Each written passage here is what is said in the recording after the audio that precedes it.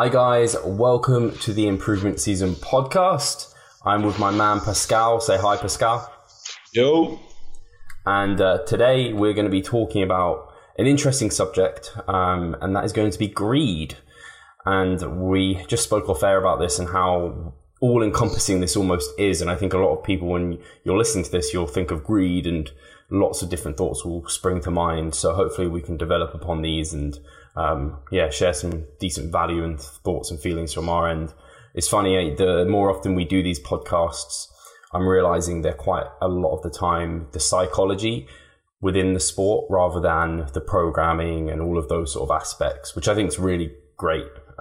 So anyway, we'll delve into our weeks first of all. So Pascal, I thought it was quite interesting hearing about your kind of what you're doing with your cutting at the moment. I think it'll be kind of refreshing for a lot of our listeners to hear as well. So I'd like just go over your week and how things are going there.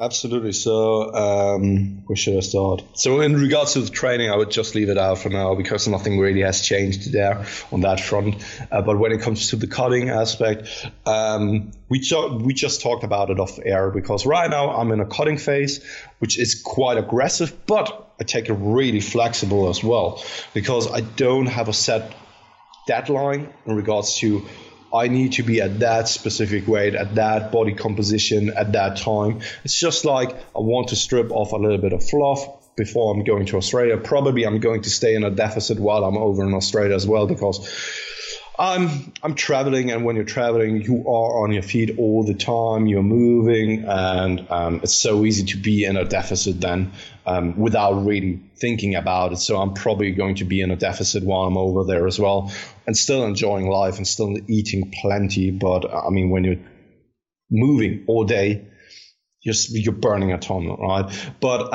all in all, for right now, I'm not weighing myself. I'm really tracking kind of loosely. I know what my intake is because at the end of the day or the next day even, I plug everything in, and it's not that I'm varying my nutritional intake so much that I'm forgetting about certain foods. So you see it sometimes with people that they are backlogging everything they ate throughout the week, and then they are missing, and then they are missing so much because it's so easy to forget the snack you had on Monday last week, right? But for me, it's just, I mean, you know my nutritional intake. I always say that I'm having like 15 meals at my disposal, which is already an over-exaggeration, right? I mean, I'm eating like five different meals. What does the day look like for you, Pascal? Like a generic, most of the typical day. Right now. Okay, so when I'm cutting, I have some foods I'm always eating, or some meals I'm always eating because I know that satiate me. They give me all I need in regards to my macros and micros. And on a meal composition basis, it just fills me up while being low in calories. Something like I have this bean, what's it called? Like bean with grains and vegetables and stuff like that. So white beans, right? And there I put in a little bit more veggies even, and put in also shirataki noodles. I do know you don't like them, but it just fills you up massively. And it's just like, fill you up. They're kind of like a last resort for me. Yeah, and it's just like 600 calories. And sometimes when you're really on it and you are not as food focused, and you are, I don't know, walking around, it could potentially even be the only food or meal you need for that day because it fills you up that much. But of course, you're not hitting your protein intake, so you need to actually get in some protein throughout the day. But I just want to point out how filling that is. Other than that, I'm eating the sandwiches I ate last year as well, right? I told you about that last year, so go check out the episodes. Chicken, tomato. Yeah, exactly. It's just nice. And I mean, it's not as high in fiber, and it's quite easy to digest, and thus it doesn't leave you too bloated and stuff like that. Because if I were to eat this white bean meal, I would just like twice or three times per day. Holy shit, I would be bloated. Yeah, totally. So this is what I'm actually switching around, and every once in a while I'm throwing in a fruit composite where it's just like a 500 grams of quark together with something like blueberries, something like, I don't know, strawberries, just a couple of fruits in there, depending on what is available and what I'm fancying in that regard. And there's one thing I really do enjoy right now, that is Greek yogurt, low-fat Greek yogurt, together with some kind of a flavor and a little bit of xanthan gum, and mix it, blend it, and then it's getting that really, really thick, solid texture, and you're eating that, and I mean, it's just like 500 calories for, I think, 1,000 grams or something, and it's just like, whew, that was quite a lot, right? But it's tasty, at least for me. I know that not everyone likes my way of eating and does relate to what I fancy and stuff. But yeah, that is actually like the normal, typical things I'm eating. Every once in a while, I'm throwing in something like corn cakes, so the rice cakes, just with a corn version of it. But that's basically it.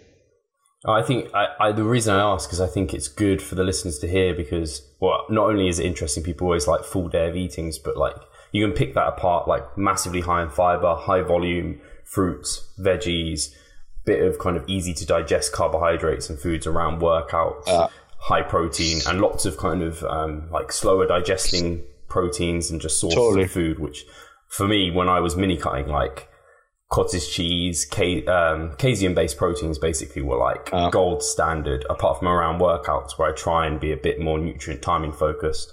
That was like, they just keep you so full. And maybe it's also interesting for the people to hear how I'm spreading my nutrient timing across the day. So when I get up early in the morning, I make myself black coffee together with a protein shake. Then I do my client check-ins. Then after I'm finished with that, I'm going to train, coming back, and then because I'm currently always walking to the gym, which takes me around 20 minutes to get there, 20 minutes to come back. So most of the time I'm back from training session at around 10 a.m. in the morning. Then I have my first kind of true dinner, which is most of meal, which is most of the time sandwiches, right? Then I'm working a little bit, going out for a walk, having some kind of beverage, most of the time some kind of soda, which takes me up to 2 p.m. Then I have my second meal, which is most of the time something fruity or something, which is also a little bit easier to digest, which isn't like that super high in fiber, but still satiates you a lot, gives you a lot of vitamins and minerals.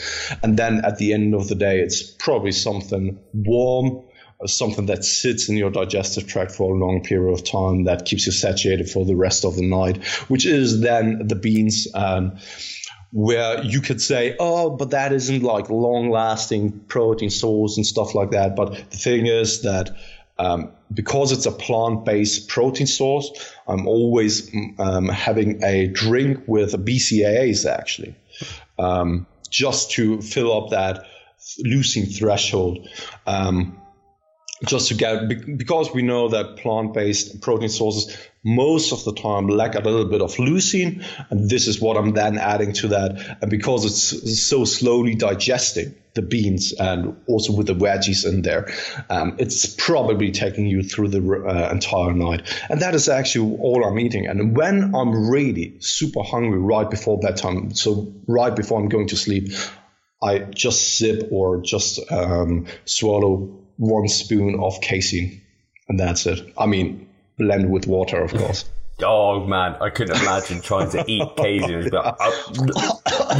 Yeah, you just cough it all up. Yeah, like this cloud coming out of your mouth. That's actually what I'm eating, right? And this is why I'm so flexible about my current approach with take just in consideration what I just said about I don't have a deadline. I don't have a specific goal I need to hit. This is just to strip off a little bit of fluff. So when I'm coming back from Australia, I still have 6 months before I'm starting my contest prep. And this is kind of stripping away a little bit of fluff I accumulated over the past month. Then I'm setting myself up for the next 6 months so that I'm a little bit resynthesized.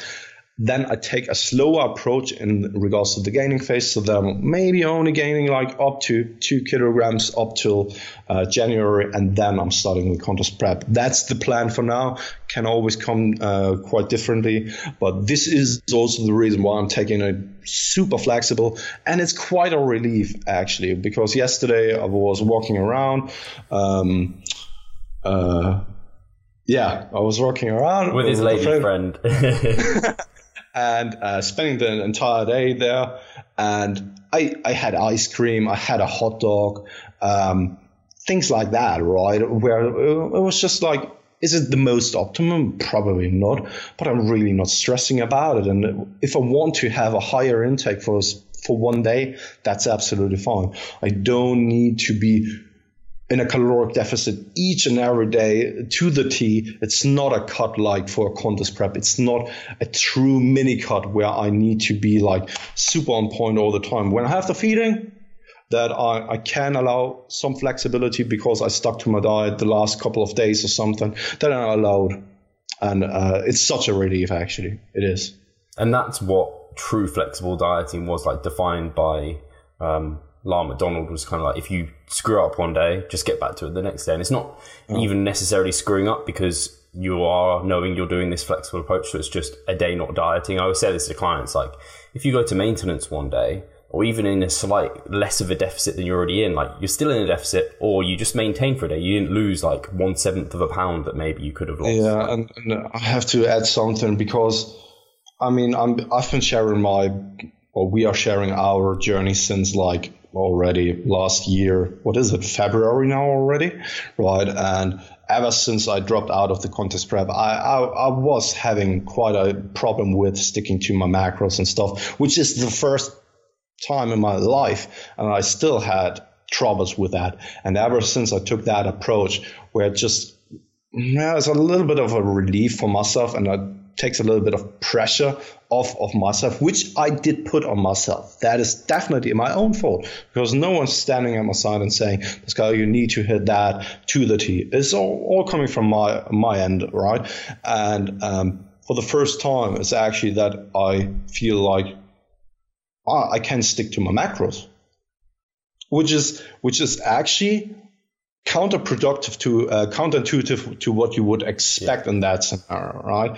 Because I actually would think that you need to even be more committed and even stick more to your macros to actually be on track. But right now, I'm way more flexible, and thus I'm actually way better at sticking to my diet, which is a good thing to actually realize, because I've never been there myself in that regard. No, I think it's really, really positive, because I've seen it with clients. You probably have as well, Pascal, where maybe we'll have set up a plan that on paper looks really good. It's going to get them results like in the quickest way possible. But after like a couple of weeks, there's slip ups. They just can't stick to it at all. So then you make it slightly more flexible. So maybe you just make the calorie deficit slightly less. You don't require so much from them. And then they're even better, and they get better results, because it's like, why give them something they can't stick to, that every week they're getting that negative reinforcement that they're failing, rather give them a plan that they can actually adhere to and they succeed. And that positive reinforcement allows them to actually get even better results. So no, I love that approach. And I think that's a really, within our little niche where people are very like on it all the time, and we are both very on it, but when you strip it back and you look at us as individuals, we both have our own ways of being flexible and allowing ourselves to not be kind of thinking we're like bodybuilders and that's all we're about. And it's funny because you're listening to the big guys who've been in the industry for such a long time already, and who've been doing bodybuilding themselves for such a long time already. And nearly everyone, like Brian Miner, Alberto Nunez, and all are preaching like you can't always push the gas pedal like fully down all the time. And like not that long time ago, I was always thinking, what are they talking about? I don't get that. I'm actually able to do that, right? Up until last year, I was exactly that person who was always pushing the gas pedal, was always following everything to the T. I was just like, what are they talking about? I could do that forever. And then all of a sudden, something like this happened where I'm just like, I couldn't explain it to myself what is actually going on. And now I'm actually slowly coming to the realization what they were actually talking about, right? And maybe it is because I've never been in that state where my body was so deprived that I actually needed to pull back to actually give it a little bit of a break. Such as when you're overly obese, you can actually really accelerate the fat loss and really push the gas pedal super hard down, right? Which you can't do with leaner individuals. And maybe that is the same when it comes to something like that. The closer or the leaner you are, you can't really then give it all the time that balls to the wall all the time, because the body will push back so much harder. And I mean, as you mature in life and like you've had like a relationship develop type thing, and it allows you to then enjoy those other aspects in life. So like when I was not with Charlotte, like I had control of like everything, whereas now it's like, well, I have to make some allowances and leeway. And I think being flexible is so underappreciated, and actually being flexible, if done in the right way, can promote results. And a lot of people think it takes away from it. And I think they're not really viewing the flexibility in the right way. And this is the argument of like the whole, if it fits your macros versus like clean eating. It's like, well, flexible dieting is probably the more appropriate term. And if it fits your macros was kind of like the people it was developed by, it was just like an easy acronym to make people stress out less. But anyway, enough about myself and enough about the flexible dieting. Yeah, totally. But I mean, how about your last 1.5 weeks now? Because it's that long time ago since we've spoken with each other, because it was your birthday. This weekend was Charlotte's birthday, and now we're here. So yeah, this has been my first week back into massing, which has been really nice, to be honest. I actually we've been leaving each other voicemails, and you could hear in my voice how much happy I almost seem. It's insane, eh? Love the carbs. Yeah, exactly. And actually, just the things I really noticed was I'm doing like the similar volumes to what I was doing when I was cutting, and they're feeling like a piece of like piss, basically. And I'm getting in and out of the gym so quick compared to what I was during the cut. That's happening. And then work. I'm just more efficient at work. Like I get through even just my client updates, and it isn't the fact that I'm rushing them. It's the fact that I don't need like a 5-minute gap between each client update where I gather myself to then go for the next one. I can remember in contest prep. Out of breath. The next one now. It's just like the mental energy you almost need. Whereas now I can zip through them, which is really nice to be productive. So I'm loving being back and feel like I'm productive and growing and pushing things. So the first week's been really nice. I think my weight has kind of, the first week I always ignore scale weight basically. So I think I'll have stabilized at around 182-ish pounds, and my lowest weigh-in was like 178.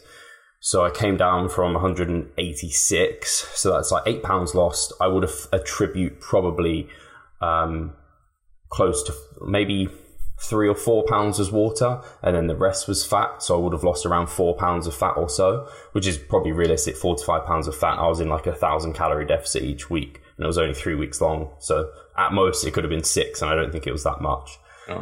So yeah, I'm looking to progress my weight up from here.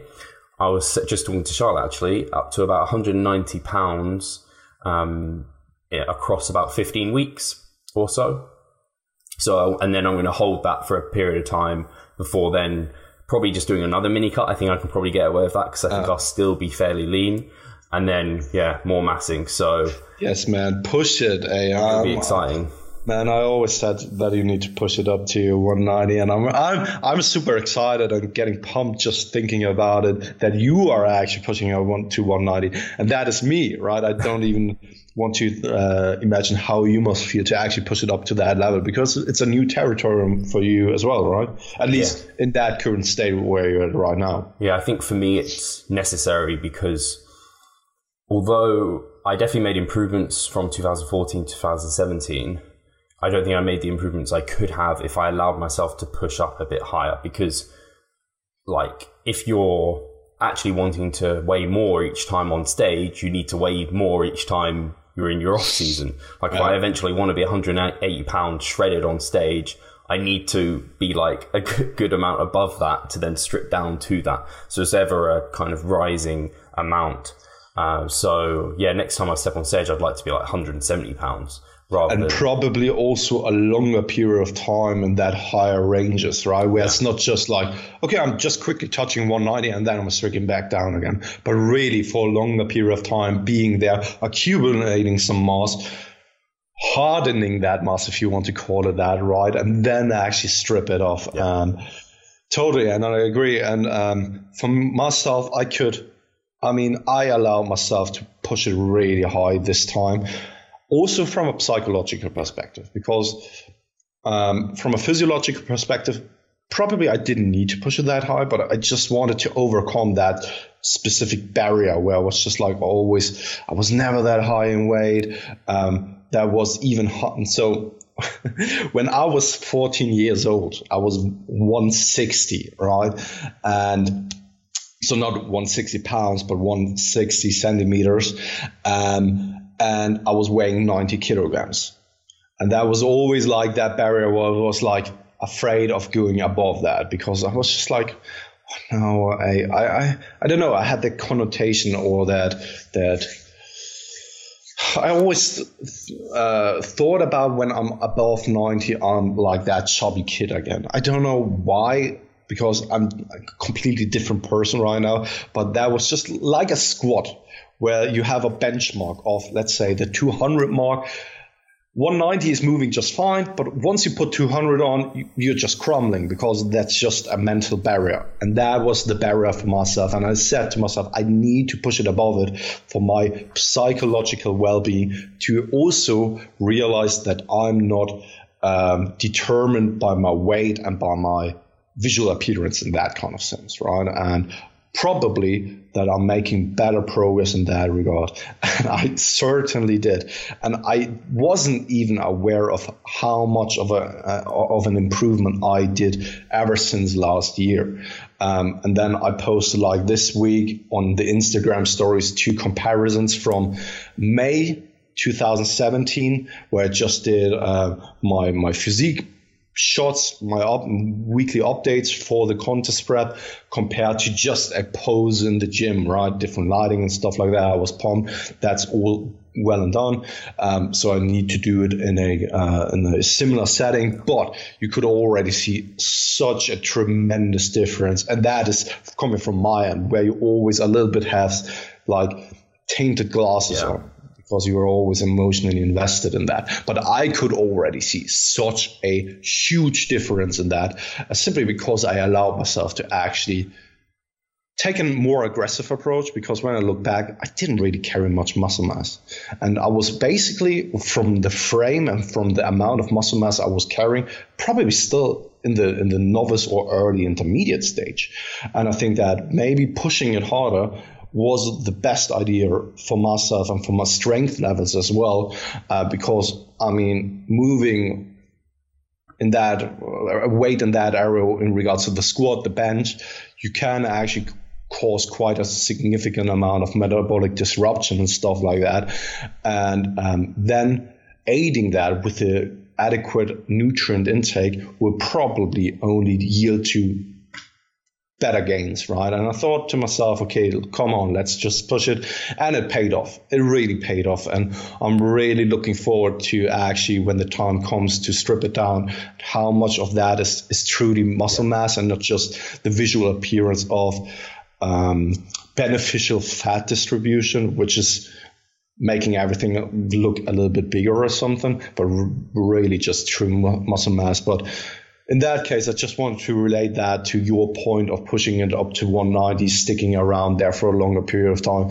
And my gaining phase hasn't been really the best one, but still I made tremendous amount of progress. And thus, I'm really looking forward for the next off season, where I'm really trying to actually do it such as yourself, right? With a contest prep, your contest prep was such a role model contest prep, kind of like textbook contest prep, right? And also moving out of that, I want to make it as perfect as possible to get the most out of it as possible. I'm already looking so much forward to that.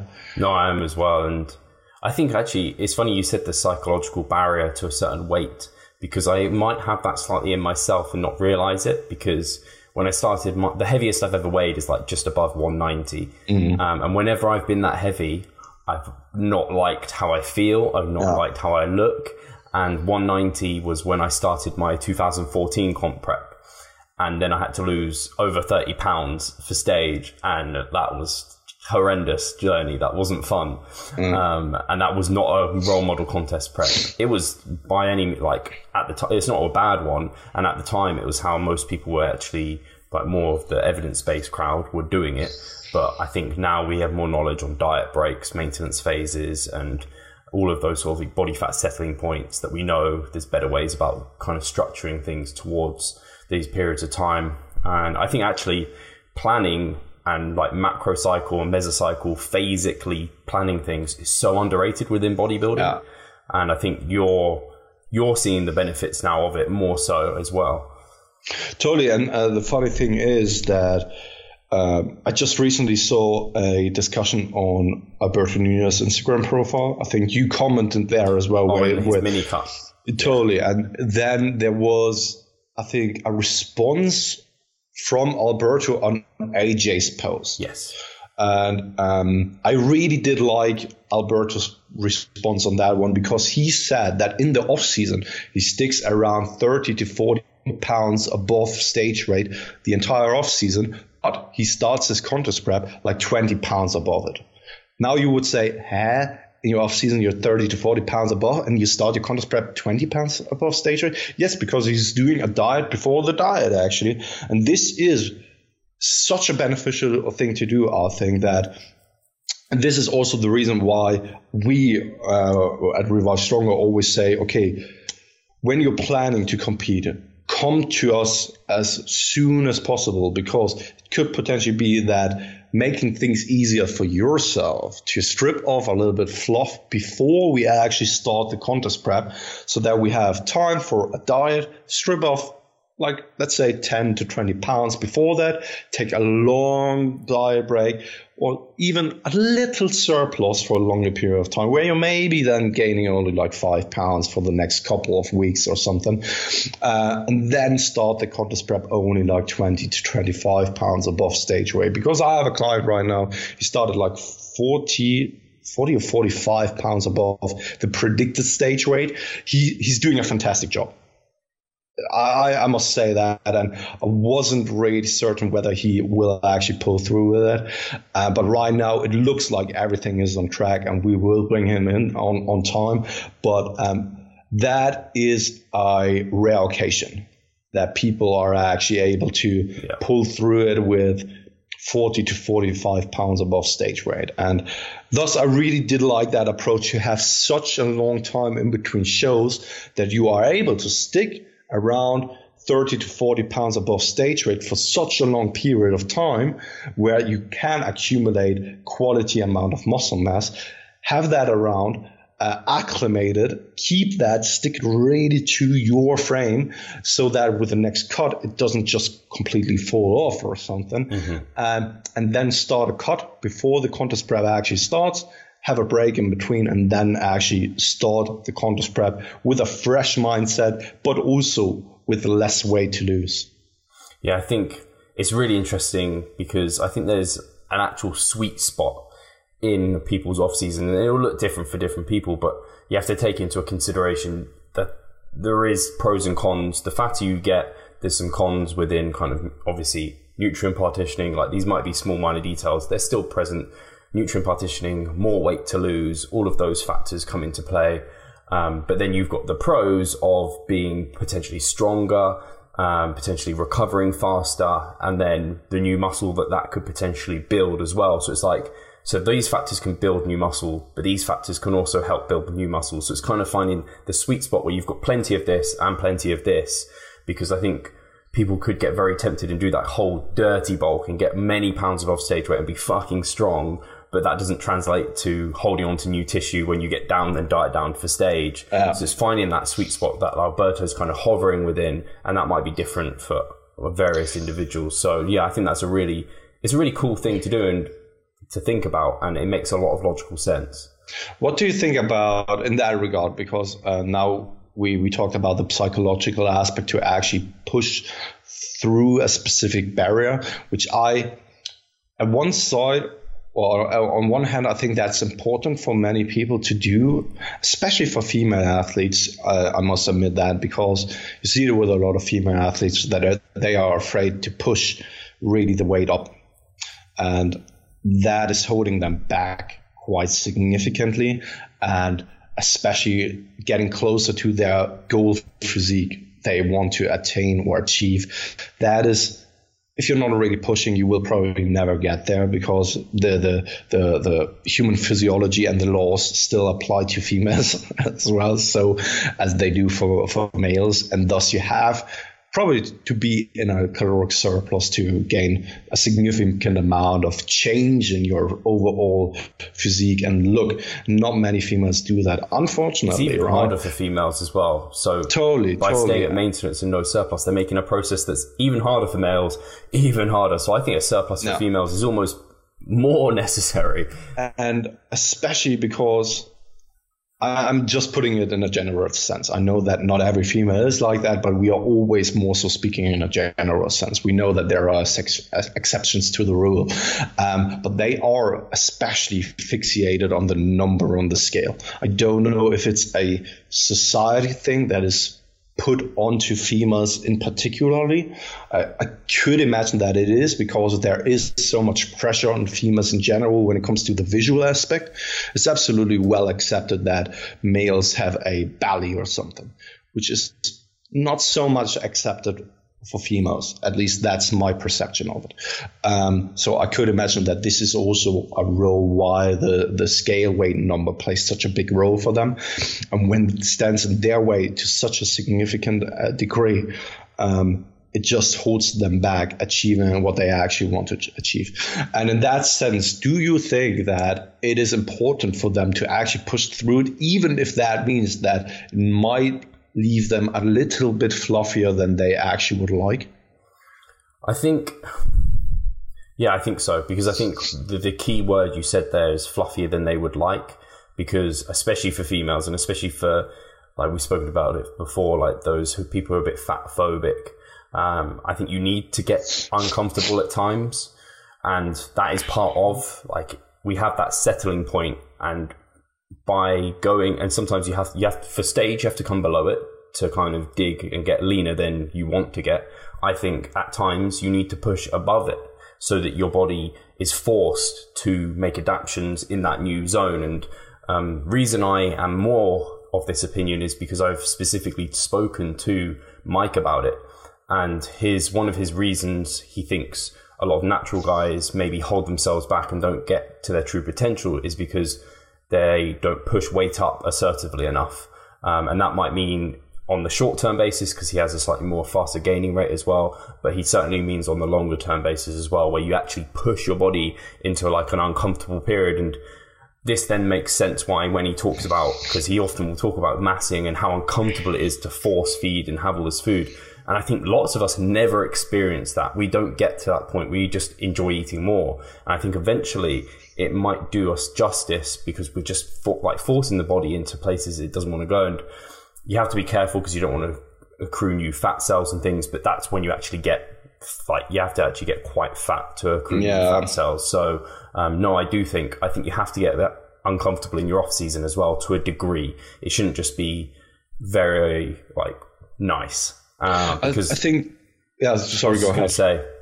Because in my last off season, I never got uncomfortable. It was always nice. And I said it to someone recently, where I did my mini cut and I was around 180 pounds, and I was like, this is where I feel really good. But that isn't necessarily the goal. That feeling good and healthy as a bodybuilder, sometimes you don't want to feel good and healthy. No. Yeah, I mean, you brought up so many points now. I wanted to touch on. So first and foremost, I just wanted to quickly cover that one. If you're a bodybuilder, I don't think that we need to talk about health in general, right? Because that is just going to extremes, and extreme levels of sportsmanship and stuff like that is never a healthy approach. And I think that when it comes to something like that, when you want to be healthy, resistance training, go 3 times a week, do a full body workout, maybe even, don't push it to failure all the time, stuff like that, right? Just to get in a little bit of cardiovascular work, a little bit of resistance training, to have a little bit of muscle mass, that's all you need, right? But when it comes to really being competitive, yes, you need to push it to extreme levels, and you need to push it to unhealthy levels every once in a while. But when it then comes to then it's really important to take care of yourself even more, that you at least try to be as healthy as possible in the moments where you can be, so that you have a long-term perspective and a longevity in the sport. And I think that when it comes to the psychological aspect, and that is only my perception and my opinion on that, I think that maybe it's a good idea to be above it, to see and realize that actually nothing really changes except for your own perception of your body image. But the people around you will probably still love you. They will probably find that you are still the same amazing person, or the same asshole. I don't know, could be. But it doesn't really change anything about your personality. And I think that this is really valuable to realize at some point. And it's the same way around. You see it all the time, that the guys or even the girls who want to get in shape, who diet down, who get for the first time in their life 6-pack or anything like that, or I don't know, a thigh gap or something, right? For the first time in their life, and they realize nothing changed. They aren't more successful. They aren't more happier than before or anything, like not to a significant life-changing amount, right? It's not like the commercials or the Instagram profiles suggest you that when you're dieting down, you get white teeth, everything is perfect there as well, right? You are immediately a millionaire. That's not going to happen. And other things in life are, in that sense, more important. Take a look at the most powerful people in the world. Take a look at Donald Trump. I mean, he probably doesn't lift. I mean, he could be. I'm not sure. But man, he is the most powerful and probably also one of the most dangerous people right now there are. And would you think less of him, or just because he doesn't lift? Yes, I mean, I do, but that's a different story now. But in all seriousness, I mean, that just goes to show that people around you probably don't give a shit whether you lift or whether you have a 6-pack or not. It's all in your head, and that's all the pressure you're putting on yourself. And this is something I'm working on myself constantly, because I'm a vain person in that sense, and I kind of hate myself for that, because I know that doesn't really tell much about myself, who I am, and that doesn't change the fact how other people see me, whether they love me, whether they like me or not, right? And the other way around as well. Sure, you should be in a place where you are satisfied with yourself and where it's kind of a balance, right? Like if you want to put it on a spiritual level, that you are in a balanced state. But that is also achievable without looking amazing. You can still be in good shape. And when you take a look around outside of the fitness industry, you will probably realize that you still look better than, just superficially look better than 90% or even more than the population. Yeah, I think it's crucial to understand yourself as an individual, and how specific and how far you need to push certain goals. So if you are a bodybuilder and you want to be the most competitive you need to be, then you do need to get uncomfortable, and you can't just be lackadaisical about things. You need to be very specific about what you're doing and purposeful. And at the beginning of your career, yes, you can probably be a bit non-specific. You could probably eat that maintenance and do some random training program without any periodization and see great muscle growth. But as you go further and further, you need to get more and more specific. So likewise, when you get to a point where you are advanced, if you do want to take it to the next level, you do have to go through periods that are going to be uncomfortable. And that might be that, like I've seen it, Bjorg, I've said his name wrong, you probably said his name better. I was mistaken at the beginning as well because I was pronouncing it in a Danish way. And then when he was on our podcast, he actually said it right. So I think Børge Fagerli. Yeah.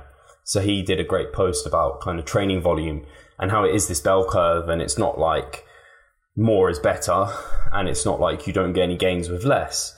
But the realization is, yes, you can make gains with less, but if you can, like Mike would say, recover from more and find that as productive volume, then you could gain a little bit more with more. But it's not like it's incrementally more, like one set doesn't provide you 10% extra gains. It's like every extra set that you can recover from gives you less and less and less. But for some people it's worth it, and so other people it's not worth it. So there's you have to find where that is for you and whether it's appropriate for you, because there will be people pushing the bounds who maybe don't actually want to be or don't have that necessity to, whereas there's other people that are not pushing the bounds but want the results that require them to push it a little bit harder.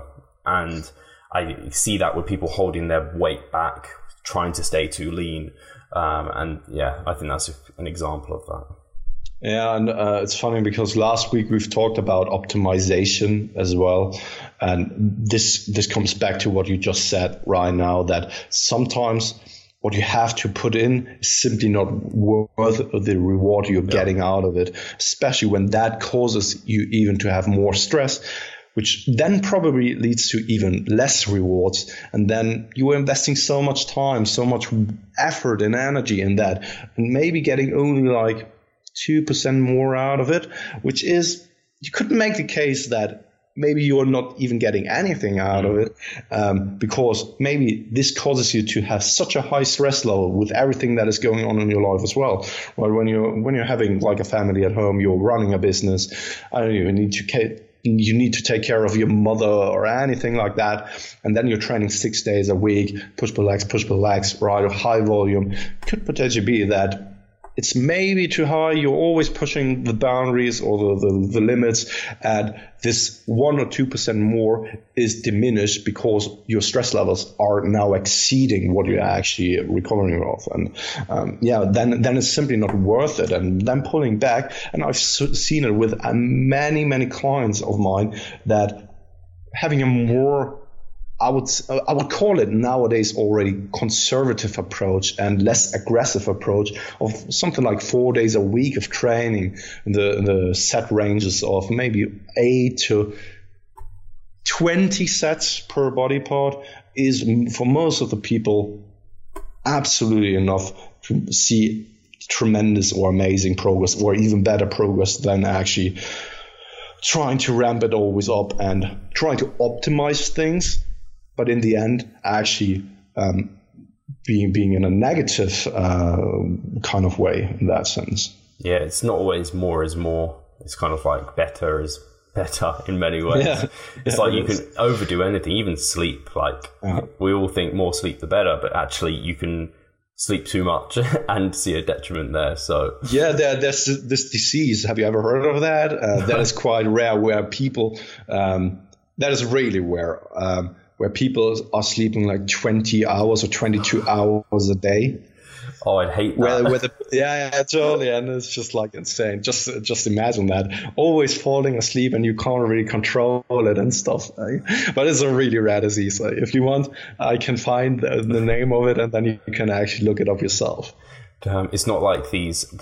I don't know if I'm hoping I'm not going to be racist here. It's just popped into my head with these Asian people who fall asleep in random places. Oh no, that's not related. That's just being Asian.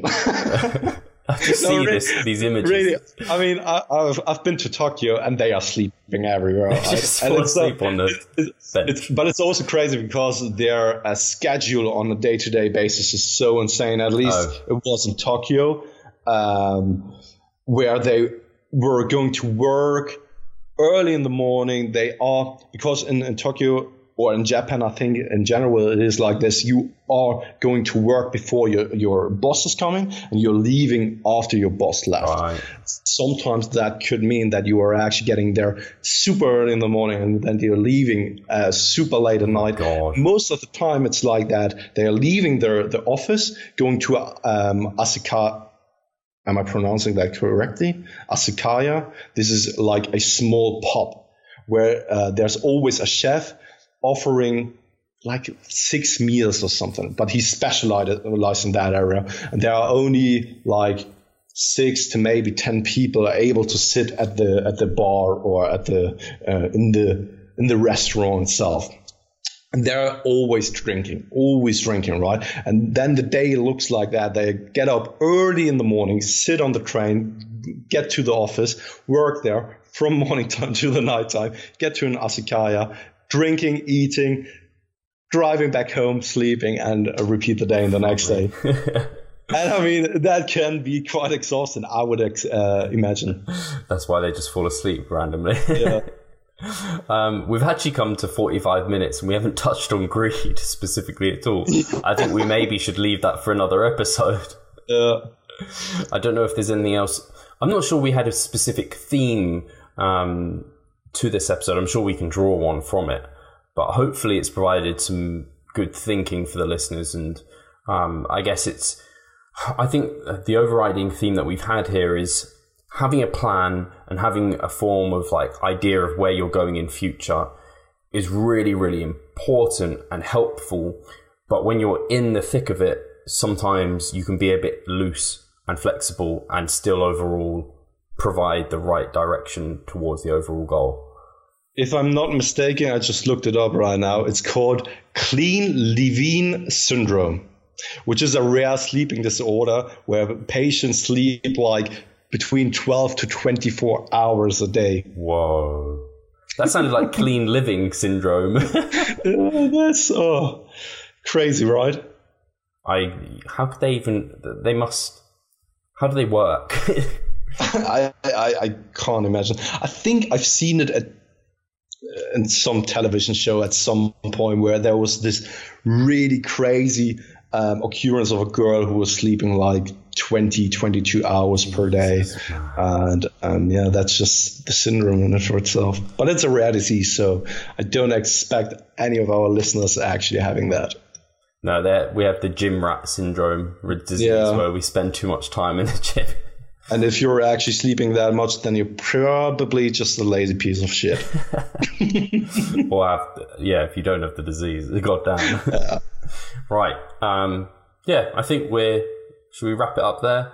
Yeah. As always, closing comments would be, we've been thinking about this actually recently, or we spoke about it off air. We might turn this into an update on how our weeks are going, but also maybe a bit of a Q&A. And we might, if one of the questions are quite big and a topic, we could turn it into a complete topic, or we just rattle through the questions. So I thought that could be quite a nice way to do things, get what you want to listen to. As I said beforehand, we try and make these into more psychological based, not just giving you kind of answers that you could get from our interviews, who arguably be better resources for you anyway. And so, that's that. And then, as always, we still have tickets available for the 14th of July with Jared Feather and Mike Israetel in London for their hypertrophy seminar.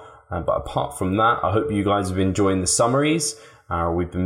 Myself, Pascal and Ryan have been putting a lot of effort into those. So hopefully you've been enjoying those. Any feedback you have on them would be amazing. I think I've really rattled off my piece. No, that was great. I mean, I have nothing more to add. Only that now we provided the listeners with a good excuse for this boss to come up while they are skipping work and staying at home sleeping all the time. And I think lots to take away from this episode, I guess. Awesome. Right, guys, we will catch you soon. Take care. Cheers.